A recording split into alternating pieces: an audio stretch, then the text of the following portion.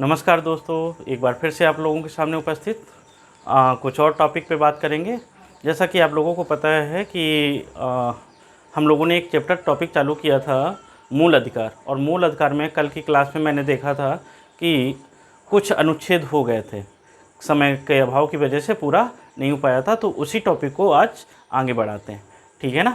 तो कल हमने देखे थे मूल अधिकार में कहाँ से लेकर कहाँ से, अनुच्छेद 12 से लेकर हम लोगों ने अनुच्छेद 20 तक बात कर ली थी, ठीक है ना। 12, 13, 14 और उसके आगे आज हम बात करेंगे, ठीक है ना। तो ध्यान से देखिएगा, मूल अधिकार या मौलिक अधिकार, ठीक है ना, मौलिक अधिकार, इसके बारे में हम लोग बात कर रहे थे, यानी फंडामेंटल राइट्स,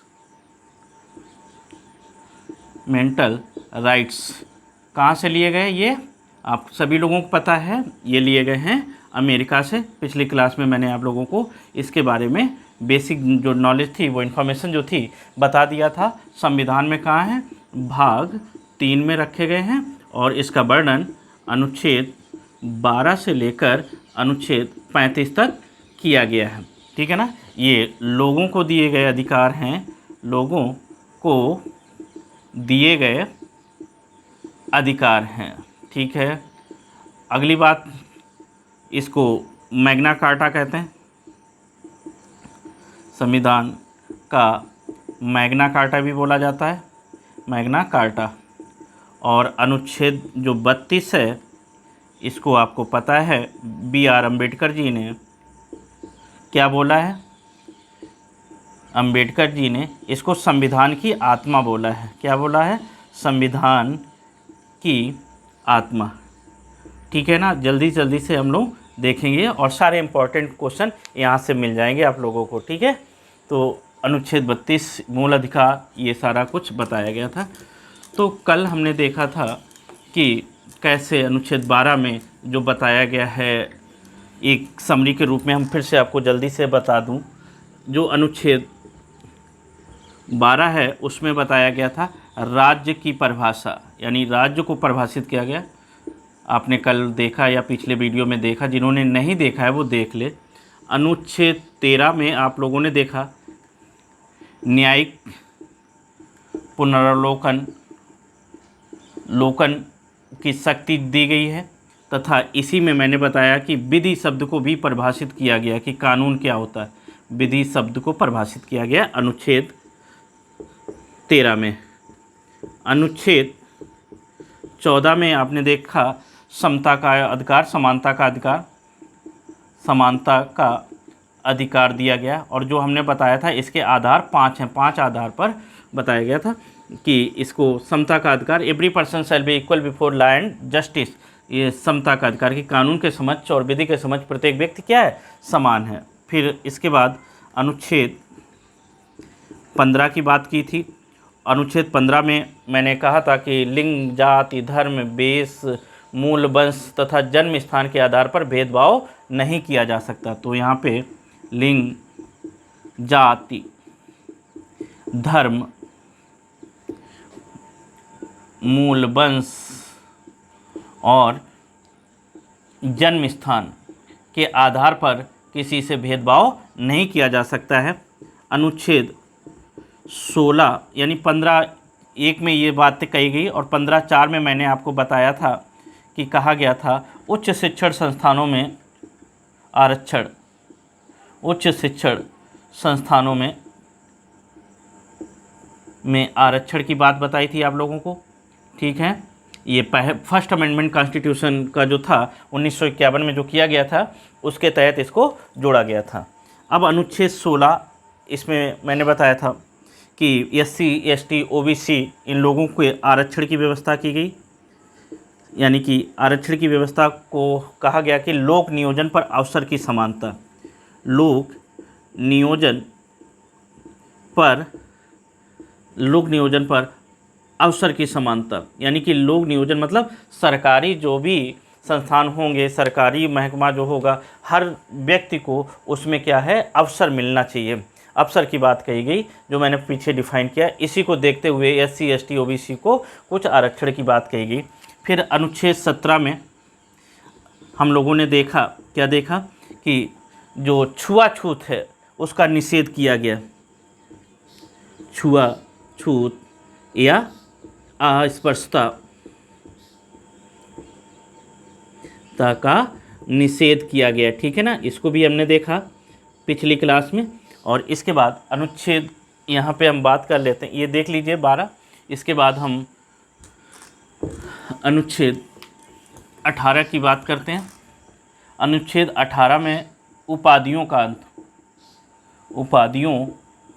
का अंत किया गया है, इसके बारे में बताया। और इसमें दो चीज़ों को छोड़ दिया जाए, शिक्षा एवं सैन्य, इन दोनों से संबंधित किसी भी संस्थान द्वारा कोई भी उपाधि प्रदान नहीं की जा सकती है, ठीक है ना। अनुच्छेद 19, इसमें मैंने आप लोगों को बताया था कि 6 प्रकार की स्वतंत्रताएं हैं। 19, इसमें 6 प्रकार की स्वतंत्रताएं बताई थी, जो आपको नंबर 1 वाक एवं अभिव्यक्ति। व्यक्ति की स्वतंत्रता, कोई भी व्यक्ति कुछ भी बोल सकता है, हाँ, लेकिन इसकी भी बताया था पिछली क्लास में कि लिमिट होती है, ये नहीं, ये मतलब ये सीमित है। नंबर 2 सभा करने का अधिकार, लेकिन कैसे, शांतिपूर्ण और बिना हथियार के सभा करने का अधिकार। नंबर 3 संगठन बनाने का अधिकार, संगठन बनाने का अधिकार आपने देखा है, ये अब रिवीजन के तौर पर हो रहा। नंबर 4 आपने देखा है कि भारत में भ्रमण करने का अधिकार, भ्रमण करने का अधिकार। इसके बाद आपने 5वें पे देखा था कि भारत में कहीं पे भी निवास करने का स्थान, रहना के लिए स्वतंत्र है, भारत में कहीं पर भी निवास कर सकता है। और 6ठा बताया था आपको, कोई भी व्यापार या व्यवसाय करने का अधिकार, ठीक है। ये हमने देखा अनुच्छेद 19 में, लेकिन हमने बताया था कि इनकी भी कुछ सीमाएं हैं। ये नहीं कि हाँ सीमा से बाहर निकल के कोई काम किया जाए, अगर ऐसा कुछ होता है तो सरकार इस पर प्रतिबंध लगा सकती है। आगे आ जाइए जल्दी से। अनुच्छेद 20 की बात मैंने की थी। अनुच्छेद 20 में क्या बताया था आप लोगों को, दोष सिद्ध का अधिकार। अनुच्छेद 20 दोष सिद्ध का अधिकार। इसमें भी मैंने 3 चीज़ें आप लोगों को बताई थी कि कोई भी व्यक्ति जो है उसको एक अपराध के लिए 1 से अधिक सज़ा नहीं मिल सकती है। दूसरा हमने बताया था कि किसी भी व्यक्ति ने जिस समय अपराध किया है और उस समय दंड का क्या प्रावधान था, उसी के आधार पर उसको बाद में भी दंड दिया जाएगा, यानी कि सज़ा दी जाएगी। ये नहीं कि दंड जब उसने अपराध किया तो कोई और प्रावधान थे, लेकिन बाद में अगर प्रावधान चेंज होते हैं तो उसको उस हिसाब से सज़ा नहीं दी जा सकती।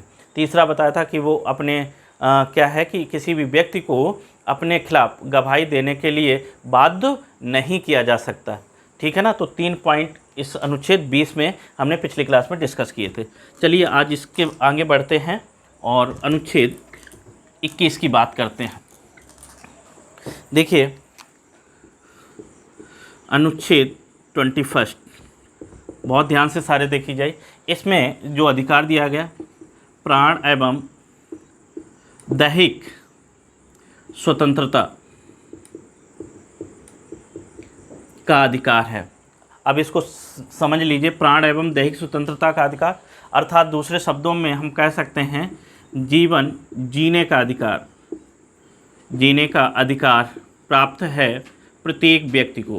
प्रत्येक व्यक्ति को किस चीज़ का अधिकार है? जीवन जीने का अधिकार है। जो भी भारत में है, भारत का नागरिक है, उसको एक जीवन जीना, लेकिन वो भी कैसा जीवन जीना? ऐसे नहीं कि किसी भी तरीके से अपनी ज़िंदगी को काट लिया या जीवन जी लिया। हमारे सर्वोच्च न्यायालय ने इसकी व्याख्या की है कि प्रत्येक व्यक्ति को पीने के लिए स्वच्छ पानी मिले, खाने के लिए उसको भरपेट खाना मिले, उस पहनने के लिए कपड़े मिलने चाहिए। और यानी कि सर्वोच्च न्यायालय ने कहा हर व्यक्ति को गरिमापूर्ण जीवन जीने का अधिकार है और सरकार ऐसे प्रयास करें, राज्य ऐसा प्रयास करे कि उसके राज्य में रहने वाले प्रत्येक नागरिक को ये सुविधाएं मिले और वो आराम से जी सके, गरिमापूर्ण ज़िंदगी जिए। ठीक है ना। दूसरी वही बात इसमें ये भी कही गई है कि किसी भी व्यक्ति को अपनी आत्महत्या या सुसाइड करने का कोई अधिकार नहीं है। ठीक है ना, कि कोई भी व्यक्ति अगर चाहे कि हम सुसाइड कर लें या अपनी जान को दे दें, त्याग दें, तो ऐसा करने का बिल्कुल अधिकार नहीं। उसे जीने का अधिकार दिया गया, मरने का अधिकार नहीं दिया गया। ऐसे ही आप लोगों को पता होगा कि जैनियों में एक प्रथा है संथारा प्रथा में क्या होता है कि ये लोग अन्न जल त्याग देते हैं, जो ऋषि मुनि होते हैं, और अन्न जल त्याग के क्या करते हैं, निर्वाण की प्राप्ति के लिए वो अपने प्राणों को भी त्याग देते हैं। तो इसमें कहा गया है कि क्या ये इसका उल्लंघन है, लेकिन सर्वोच्च न्यायालय ने इसकी व्याख्या करते हुए कहा कि ये इसका उल्लंघन नहीं है, अनुच्छेद 21 का उल्लंघन नहीं है। कहा ये अनुच्छेद 25 जो धार्मिक स्वतंत्रता में एक अनुच्छेद है, उसमें कहा गया है कि कोई भी व्यक्ति अपने धर्म में कही गई बातों का पर आचरण पर क्या कर सकता है, क्रियान्वयन कर सकता है, उसके आचरण को अपना सकता है। तो उस आधार पर संथारा को वर्तमान समय में भी सुप्रीम कोर्ट ने जायज़ ठहराया है। ठीक है ना। तो आप समझिए कि प्राण एवं देह मतलब किसी भी व्यक्ति को अच्छे से गरिमापूर्ण जीवन जीने का अधिकार है, और अगर ऐसा सरकार या राज्य ऐसा नहीं करती है तो राज्य के खिलाफ वो कहाँ, सुप्रीम कोर्ट और हाई कोर्ट में जा सकता है, अनुच्छेद 32 के तहत। ठीक है। दूसरा इसमें एक बात और कही गई है कि प्रारंभिक शिक्षा की बात कही गई है, प्रारंभिक शिक्षा की बात कही गई। प्रारंभिक शिक्षा की स्वतंत्रता मतलब इसका ये है कि हर राज्य ये का कर्तव्य होगा, क्या कर्तव्य होगा कि वो अपने यहाँ के नागरिकों को जो हैं, यानी कि 6 से लेकर 14 वर्ष तक के बच्चों, उनके लिए निःशुल्क शिक्षा का प्रावधान करे। ठीक है, इसको भी ध्यान रखिए ये कि इस दो बातों को अनुच्छेद 21 में कहा गया। अब आते हैं अनुच्छेद 22। देखिए अनुच्छेद 22 क्या कहता है। अनुच्छेद 22 कहता है गिरफ्तारी के संरक्षण की बात करता है। अनुच्छेद 22 गिरफ्तारी से संरक्षण का अधिकार देता है, का अधिकार। देखिए गिरफ्तारी दो होती हैं, गिरफ्तारी दो तरह से होती है। एक तो दंड विषयक होता है और दूसरा निरोधक विषयक होता है। दो तरह से किसी भी व्यक्ति की गिरफ्तारी होती है। एक तो वो है जिसमें कोई व्यक्ति अपराध करता है और अपराध सिद्ध होने के लिए उसको मजिस्ट्रेट के सामने या न्यायालय के सामने प्रस्तुत किया जाता है। तो कहा गया है दो जो गिरफ्तारी हैं उसमें हम पहले की बात कर रहे हैं, दंड विषयक। इसमें कहा गया है अपराध करने वाले व्यक्ति को 24 घंटे के अंदर उसमें आने जाने के समय को इंक्लूड करके मजिस्ट्रेट के सामने उस व्यक्ति को प्रस्तुत करना पड़ेगा। यानी कितने घंटे के अंदर, 24 घंटे के अंदर। ठीक है, जिसमें आने जाने का समय भी इंक्लूड कर दिया गया। और दूसरी इसमें बात कही गई है कि किसी भी व्यक्ति को जिसको गिरफ्तार किया गया है उसको गिरफ्तारी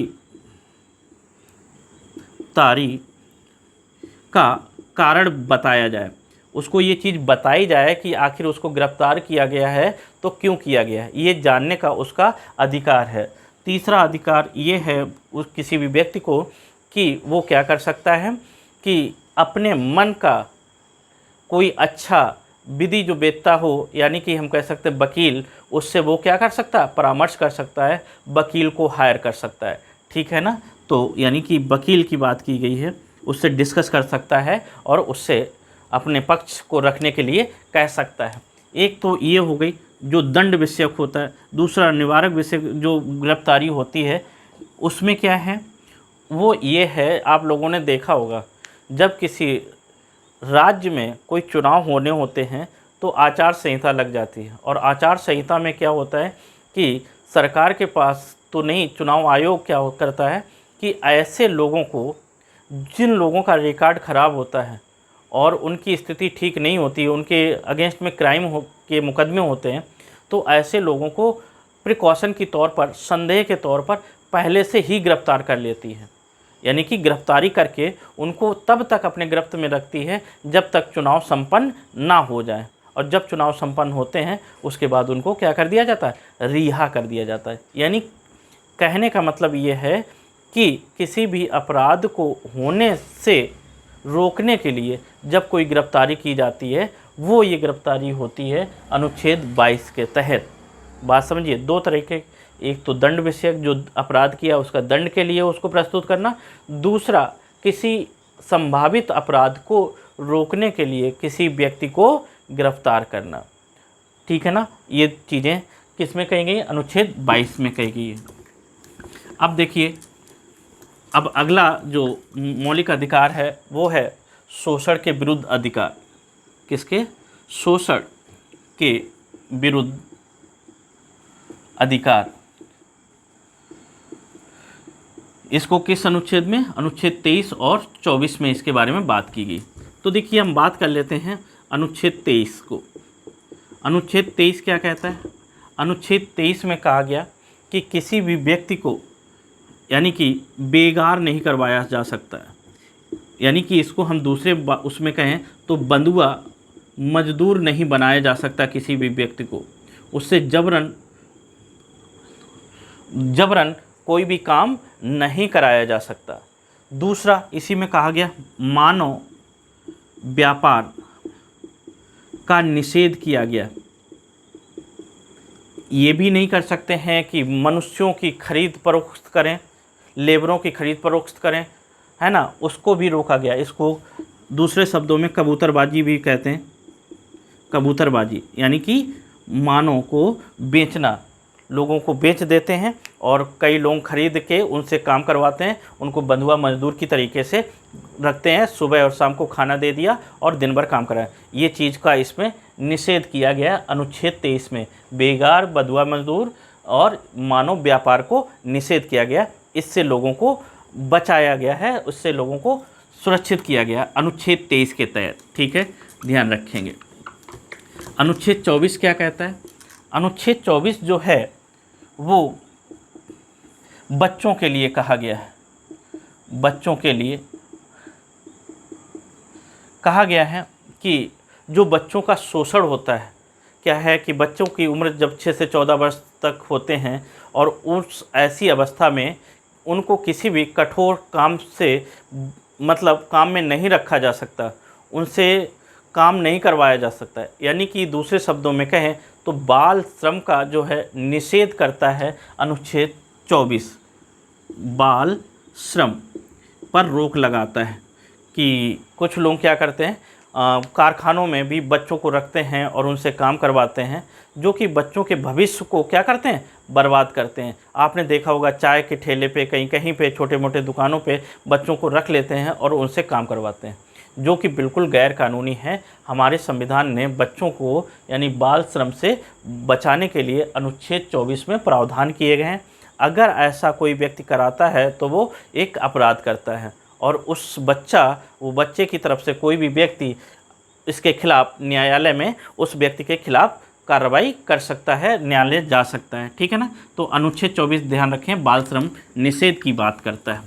अब आ जाइए, अगला जो है मौलिक अधिकार वो दिया है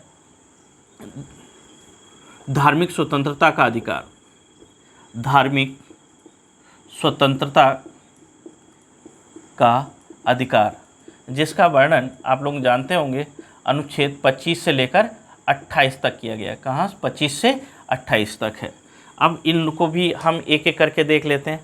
अनुच्छेद 25 क्या कहता है, अनुच्छेद 25 कहता है कि कोई भी व्यक्ति अपनी अंतर आत्मा के आधार पर, अपने अंतःकरण की बात कही गई, शब्द है अंतःकरण, अपने अंतःकरण के आधार पर किसी भी धर्म को, किसी भी पंथ को, किसी भी संप्रदाय को अपना सकता है।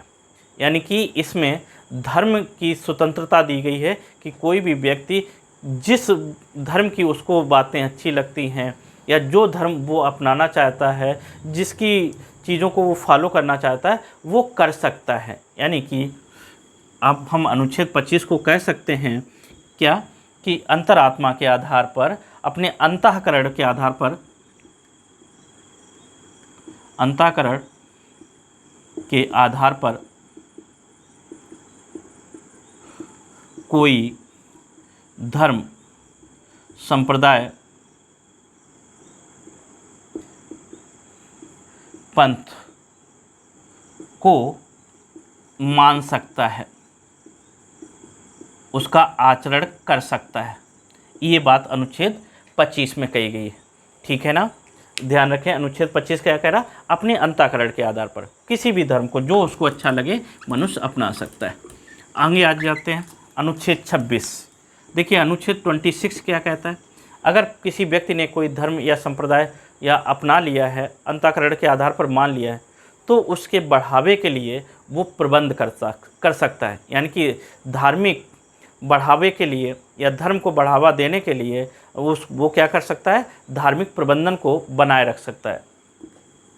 धार्मिक प्रबंधन की बात कही गई है अनुच्छेद 26 में। अपने धर्म से रिलेटेड जो भी प्रावधान हैं उनको क्या कर सकता है कि उसकी प्रबंधन की उसको स्वतंत्रता है, वो उसके लिए प्रबंध कर सकता है, उसके लिए व्यवस्था कर सकता है। ठीक है, आपको समझ में आया। अनुच्छेद आगे डिस्कस करते हैं, अनुच्छेद 27। ये देखिए क्या कह रहा है, ये भी धर्म से जुड़ा हुआ अनुच्छेद है। ये कह रहा है कि अगर कोई व्यक्ति किसी धर्म को आगे बढ़ाना चाहता है तो कुछ अगर उसमें आय होती है, आय न कह के हम ये कह सकते हैं, उस धर्म को आगे बढ़ाने के लिए वो क्या कर सकता है, धन का संग्रह कर सकता है। और ऐसे धन को क्या किया गया है, ऐसे धन को मुक्त किया गया है कर से, यानी उस पर टैक्स नहीं लगेगा। ठीक है ना, तो धार्मिक संस्थाओं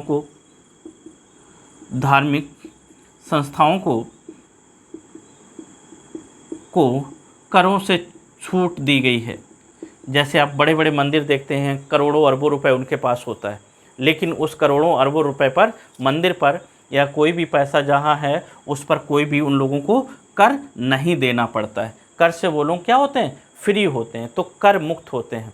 तो ये बात ध्यान दी गई। और वहीं कहा गया है कि दूसरी तरफ ना सरकार किसी भी धर्म को बढ़ाने के लिए कोई काम करेगा, ना किसी भी धर्म को दबाने की बात कहेगा। ठीक है, अब अनुच्छेद 28 क्या कहता है, अनुच्छेद 28 ये कहता है कि अगर कोई संस्था ऐसी है जो सरकार से या राज्य सरकार से प्रत्यक्ष और अप्रत्यक्ष रूप से नहीं जुड़ी हुई है, तो ऐसी जगह पर वो क्या कर सकता है, धार्मिक शिक्षा दी जा सकती है। लेकिन ज़रूरी यही है कि वो वित्त पोषित ना हो। ठीक है ना, धार्मिक शिक्षा को संस्थानों में प्रदान किया जाना, लेकिन ये बात ध्यान रखना है वो शिक्षण संस्थान या वो जो संस्थाएं हों वो सरकारी वित्त से पोषित ना हो, राज्य के पैसे पर ना चलती हों। तो ऐसी जगह पर क्या किया जा सकता है, किसी भी धर्म और विशेष को शिक्षा दी जा सकती है उसके बारे में। ठीक है ना, तो ये आपके थे धार्मिक स्वतंत्रता का अधिकार अनुच्छेद 25 से लेकर 28 तक, जिनको याद रखना है।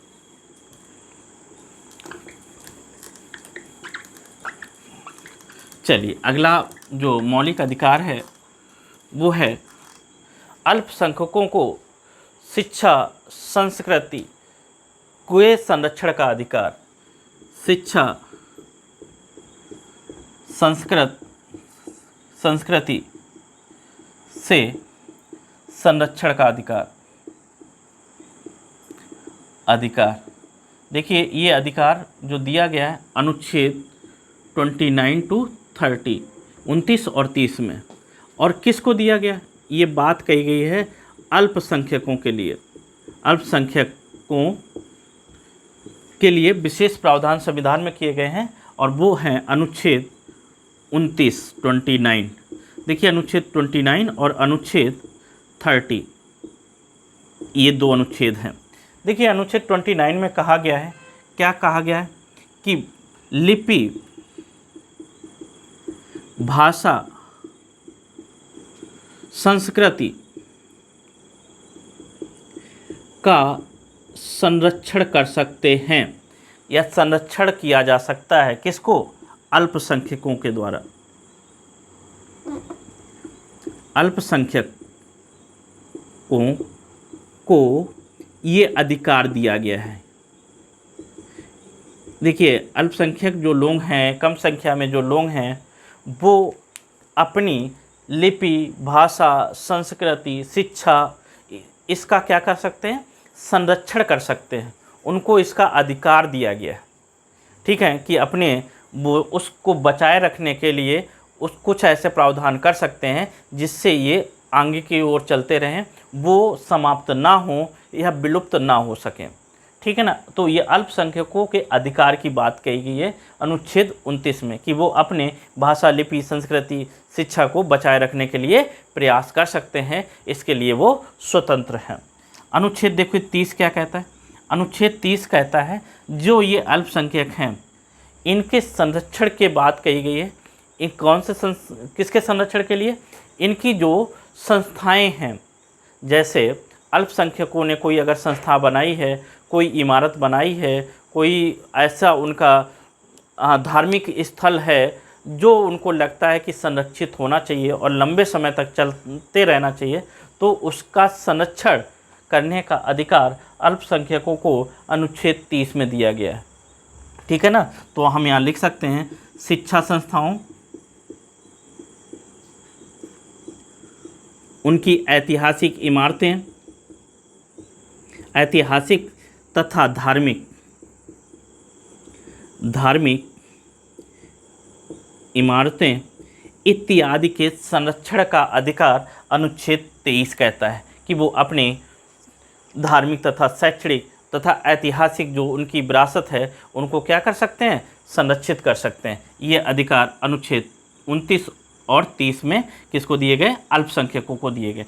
आगे आ जाइए, नेक्स्ट अनुच्छेद 31 के बारे में देखिए।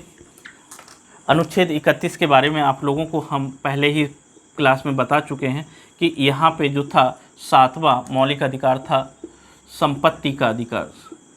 संपत्ति का अधिकार की बात की गई थी, जिसको क्या किया गया था?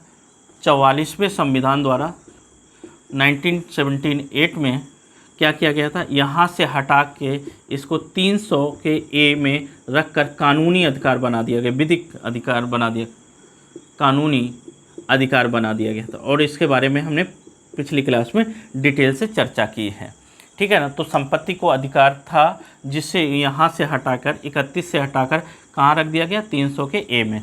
तो इस समय अगर वर्तमान समय में पूछा जाए तो आपको पता है कि 6 मौलिक अधिकार हैं, 7वां ये था, इसको हटा दिया गया। और तो इस समय अनुच्छेद 31 कैसा है? रिक्त है, ठीक है, इस बात को ध्यान रखें। चलिए नेक्स्ट हम बात करें, जो छठा मौलिक अधिकार है वो संवैधानिक उपचारों की बात करता है। संवैधानिक उपचारों की बात करता है। देखिए संवैधानिक उपचार, इसके लिए जो अनुच्छेद है वो आपको पता है आर्टिकल 32 में विशेष प्रावधान किए गए हैं। ये आर्टिकल इतना इम्पोर्टेंट है कि जिसको भारतीय संविधान की आत्मा कहा है B.R. अम्बेडकर ने। क्यों आत्मा कहा है? इसके पीछे कोई तर्क होगा। तर्क बस यही है कि जो मौलिक अधिकार भाग 3 में वर्णित हैं, उन मौलिक अधिकारों की जो रक्षा करता है वो अनुच्छेद 32 करता है। अगर उन मौलिक अधिकारों पर कोई आंच आती है या मौलिक अधिकारों का हनन होता है तो अनुच्छेद 32 के तहत व्यक्ति क्या कर सकता है? न्यायपालिका की शरण ले सकता है, ठीक है, सुप्रीम कोर्ट और हाई कोर्ट। तो जब सुप्रीम कोर्ट और हाई कोर्ट जाएगा ऊपर के मूल अधिकारों के हनन पर, तो क्या करते हैं? न्यायपालिका को अधिकार दिया गया है, वो 5 प्रकार की यहाँ पे रिट जारी कर सकता है। क्या कर सकता है? रिट जारी कर सकेगा 5 प्रकार की। इनके प्रकार कौन से कितने होते हैं? 5। कौन कौन सी होती हैं कभी पूछ सकता है। तो नंबर 1 बंदी प्रत्यक्षीकरण, नंबर 2 परमादेश, नंबर 3 उत्प्रेक्षा, नंबर 4 प्रतिषेध, नंबर 5 अधिकार प्रेक्षा। ये उत्प्रेषण है, उत्प्रेषण, प्रेषण, ठीक है। और अधिकार प्रेक्षा, ये 5 प्रकार की रिटों का प्रावधान हमारे संविधान में अनुच्छेद 32 में किया गया। जो क्या होता है कि न्यायपालिका यानी सुप्रीम कोर्ट और हाई कोर्ट क्या करते हैं, वो जारी करते हैं।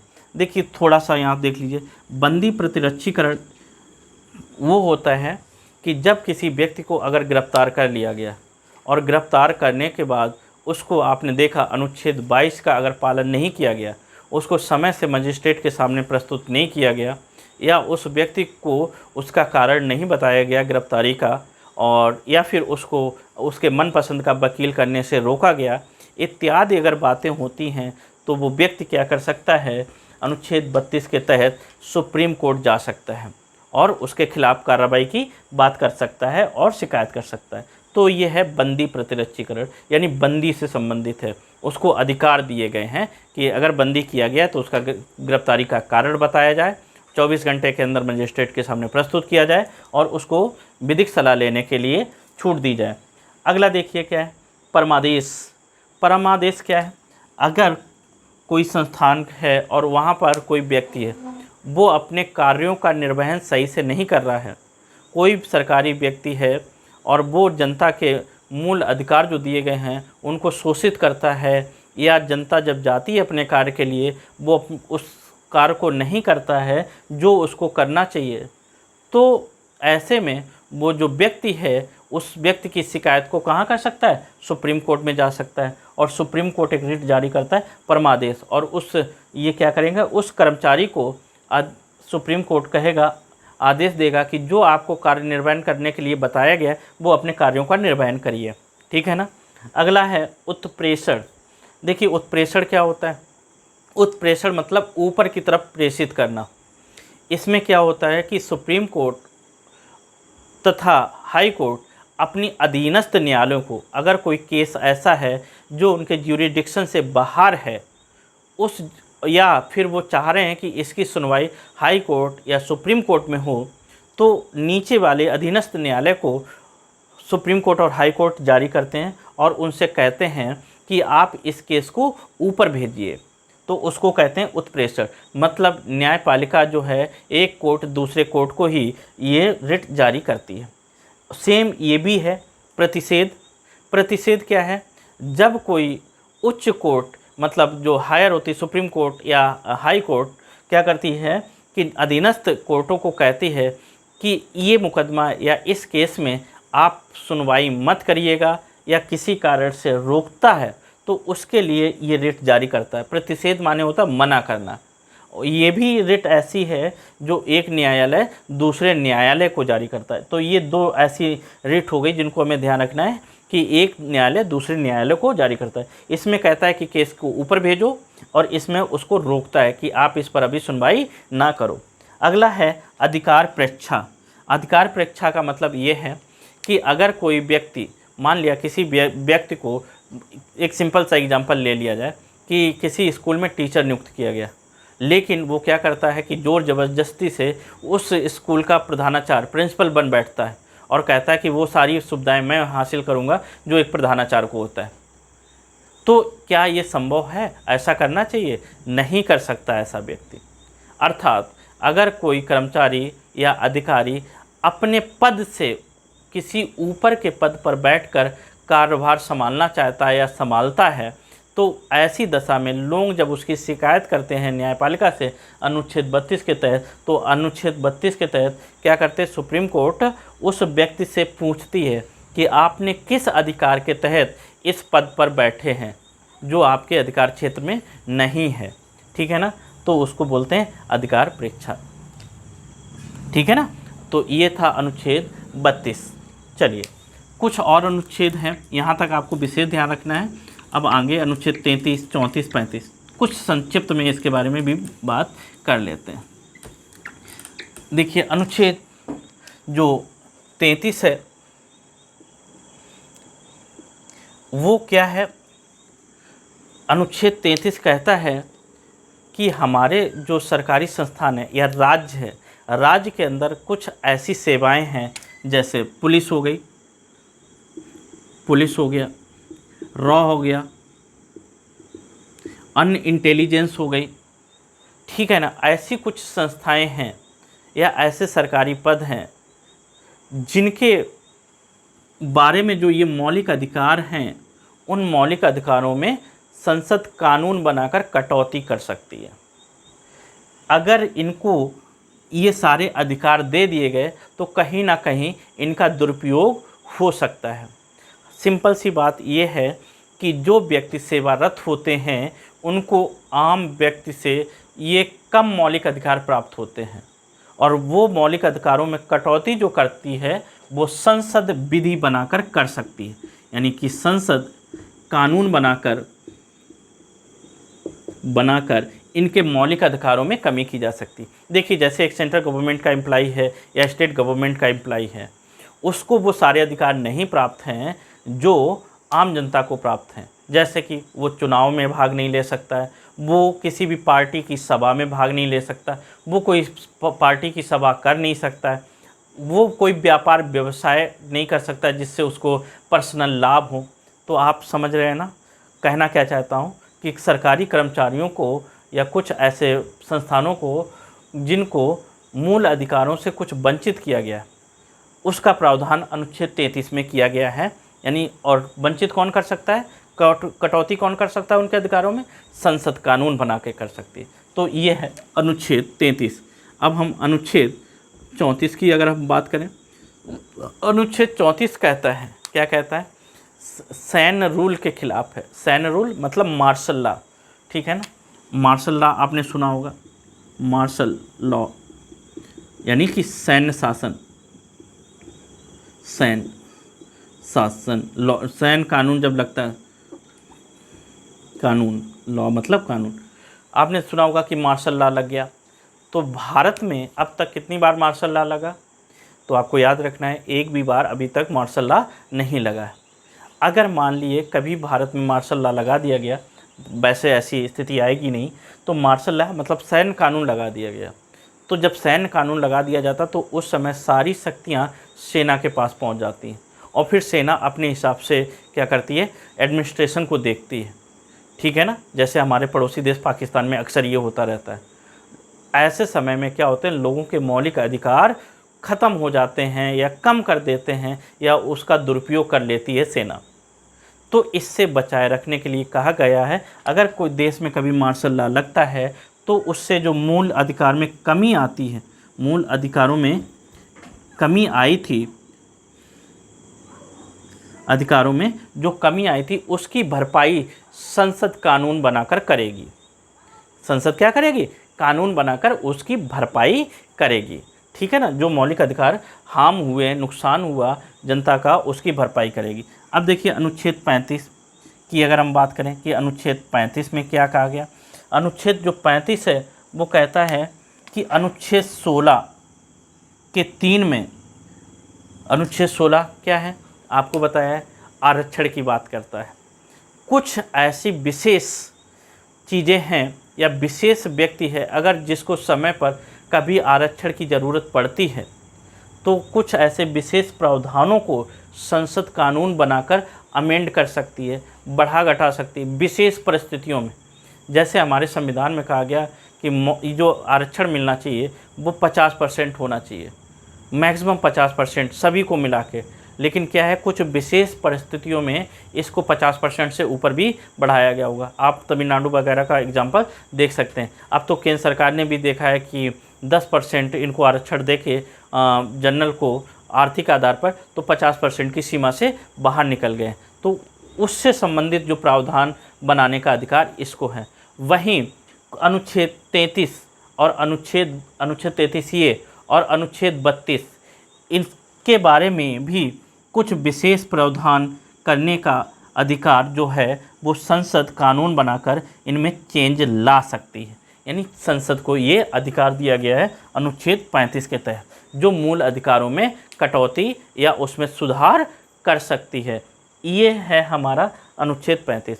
और इस तरह से दोस्तों मैंने देखा अनुच्छेद 12 से लेकर अनुच्छेद 35 तक जो हमारे भारतीय संविधान में मौलिक अधिकार की बात करती है।